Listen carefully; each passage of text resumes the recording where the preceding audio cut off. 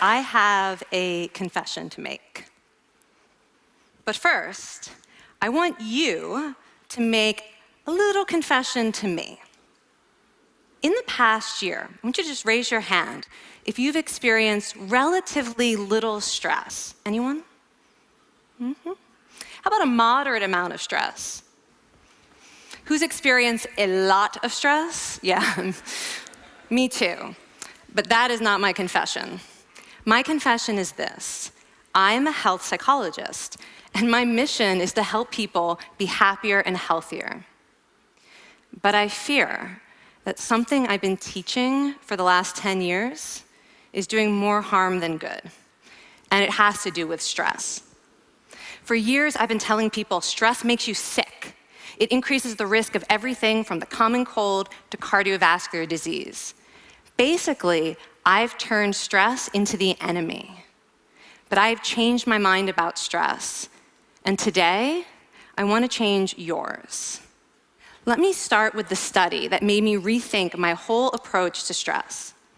This study tracked 30,000 adults in the United States for 8 years. And they started by asking people, how much stress have you experienced in the last year? They also asked, do you believe that stress is harmful for your health? And then they used public death records to find out who died. Okay, some bad news first. People who experienced a lot of stress in the previous year had a 43% increased risk of dying. But that was only true for the people who also believed that stress is harmful for your health. People who experienced a lot of stress but did not view stress as harmful were no more likely to die. In fact, they had the lowest risk of dying of anyone in the study, including people who had relatively little stress. Now, the researchers estimated that over the 8 years they were tracking deaths, 182,000 Americans died prematurely, not from stress, but from the belief that stress is bad for you. That is over 20,000 deaths a year. Now, if that estimate is correct, that would make believing stress is bad for you the 15th largest cause of death in the United States last year, killing more people than skin cancer, HIV, AIDS, and homicide. You can see why this study freaked me out. Here I've been spending so much energy telling people stress is bad for your health. So this study got me wondering, can changing how you think about stress make you healthier? And here the science says yes. When you change your mind about stress, you can change your body's response to stress. Now, to explain how this works, I want you all to pretend that you are participants in a study designed to stress you out. It's called the social stress test. You come into the laboratory, and you're told you have to give a 5-minute impromptu speech on your personal weaknesses to a panel of expert evaluators sitting right in front of you. And to make sure you feel the pressure, there are bright lights and a camera in your face, kind of like this. And the evaluators have been trained to give you discouraging nonverbal feedback, like this.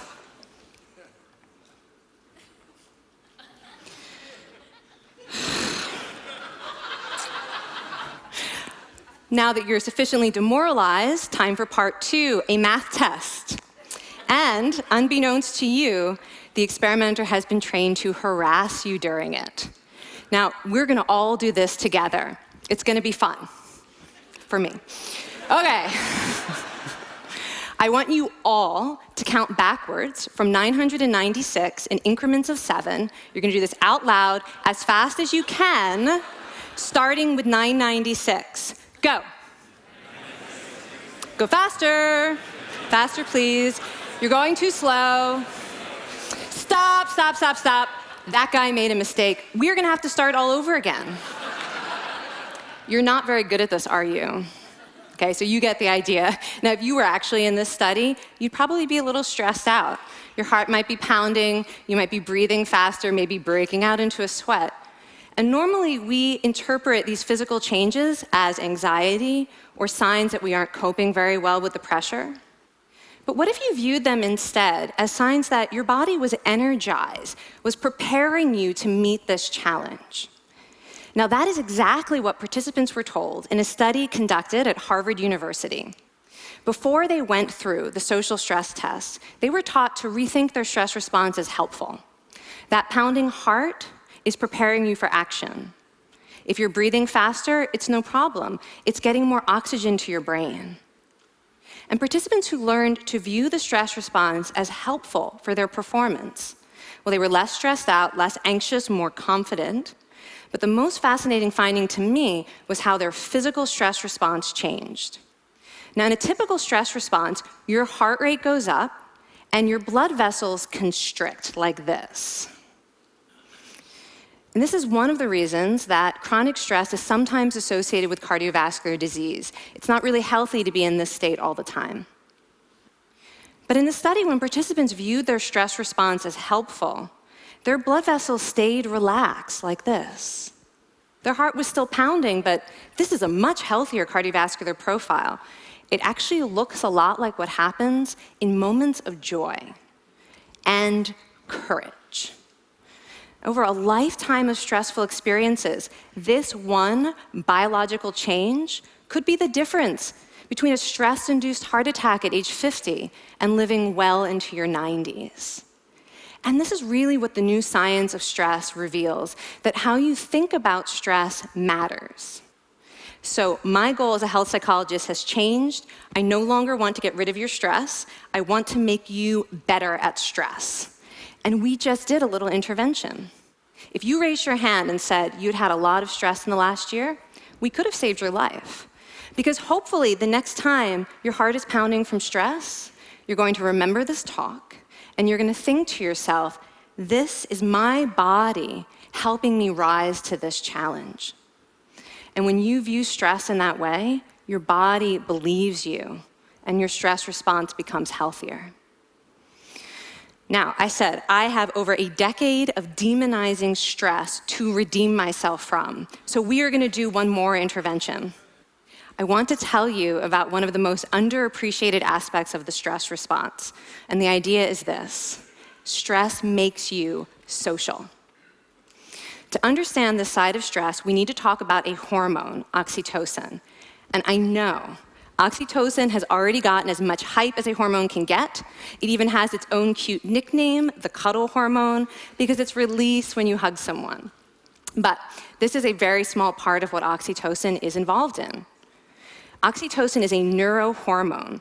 It fine-tunes your brain's social instincts. It primes you to do things that strengthen close relationships. Oxytocin makes you crave physical contact with your friends and family. It enhances your empathy. It even makes you more willing to help and support the people you care about. Some people have even suggested we should snort oxytocin to become more compassionate and caring. But here's what most people don't understand about oxytocin. It's a stress hormone. Your pituitary gland pumps this stuff out as part of the stress response. It's as much a part of your stress response as the adrenaline that makes your heart pound. And when oxytocin is released in the stress response, it is motivating you to seek support. Your biological stress response is nudging you to tell someone how you feel instead of bottling it up. Your stress response wants to make sure you notice when someone else in your life is struggling so that you can support each other. When life is difficult, your stress response wants you to be surrounded by people who care about you. Okay, so how is knowing this side of stress going to make you healthier?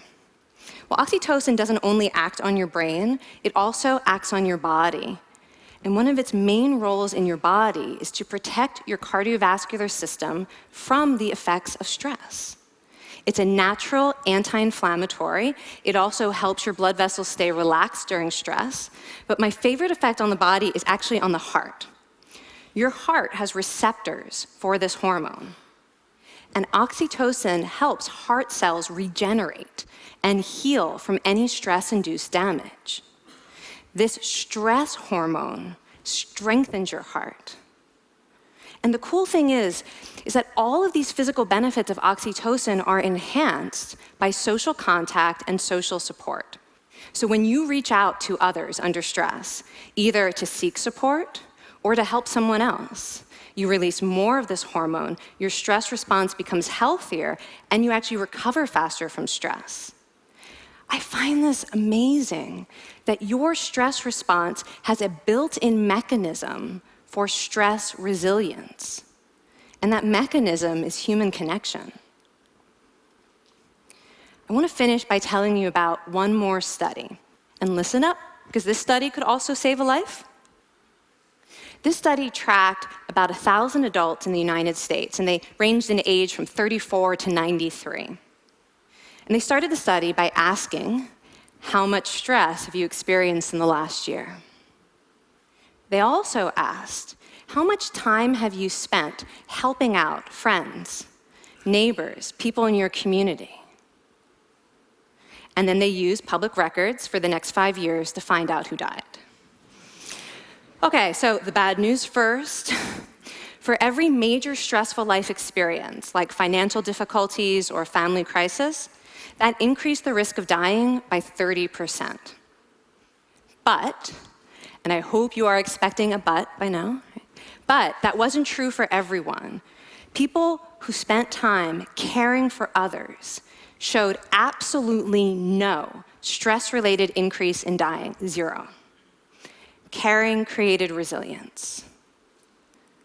And so we see once again that the harmful effects of stress on your health are not inevitable. How you think and how you act can transform your experience of stress. When you choose to view your stress response as helpful, you create the biology of courage.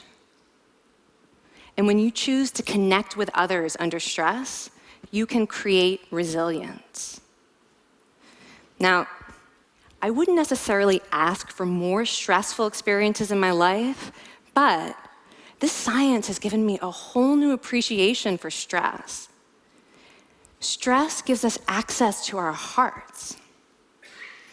The compassionate heart that finds joy and meaning in connecting with others. And yes, your pounding physical heart working so hard to give you strength and energy.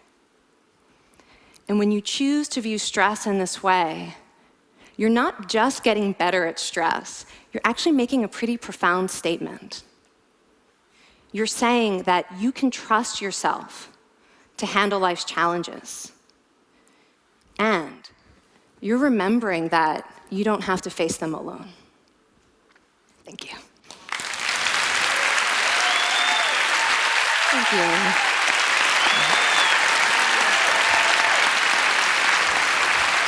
I mean, this is kind of amazing what you're telling us. It seems amazing to me that a belief about stress can make so much difference to someone's life expectancy. How would that extend to advice? Like if someone's making a lifestyle choice between, say, a stressful job and a non-stressful job, does it matter that which way they go, that it's equally wise to go for the stressful job so long as you believe that you can handle it in some sense? Yeah, and one thing we know for certain is that chasing meaning is better for your health than trying to avoid discomfort. And so I would say that's really the best way to make decisions, is go after what it is that creates meaning in your life, and then trust yourself to handle the stress that follows. Thank you so much, Kelly. Thank you. It's really cool.